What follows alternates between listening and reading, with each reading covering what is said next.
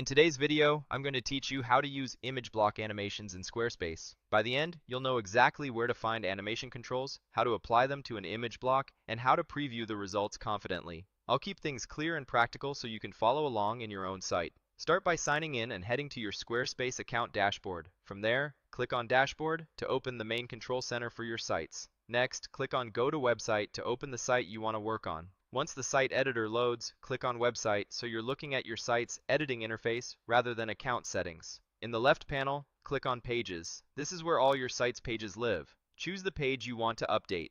I'll use the home page for this walkthrough, so click on Home.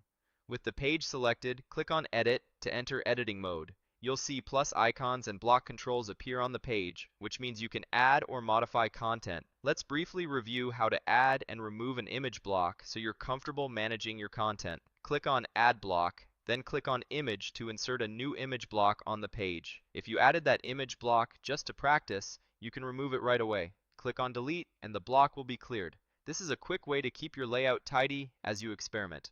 Now let's work with an existing image you actually want to animate. Click on an existing image block to select it, then click on Edit to open its settings. If you want to swap in a different image, click on Replace and choose the file you prefer from your library or upload a new one. If you need to tweak the image itself, click on Edit to access cropping and basic adjustments. And if you decide to reset the image selection in this block, click on Delete to remove the current image from the block before choosing another. With your image set, move to the styling controls. Click on Design within the image block's settings to access layout and visual options, and then click on Animation to open the animation panel. This is where the fun begins. To control when animations play, click on Triggers. You can add specific triggers to match how you want the animation to behave. Click on the plus icon, the plus, to add a new trigger. For interactive effects, click on Hover so the animation plays when a visitor hovers over the image.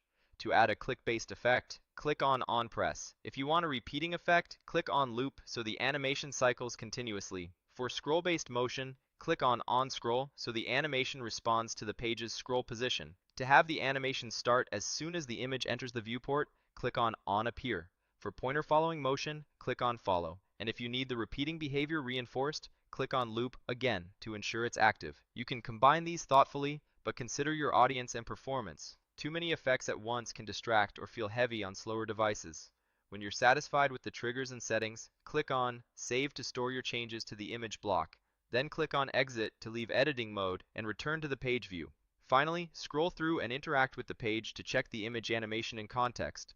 Hover over the image, press or tap if you've enabled that trigger, and scroll the page to confirm the on-scroll or on-appear effects are working. If anything feels too fast or too busy, jump back into Edit and fine-tune the triggers and timing. Keep file sizes reasonable for smooth playback, and remember to test on mobile where hover and press behave differently. With a few quick iterations, you'll have polished, purposeful image animations that enhance your design without overwhelming it.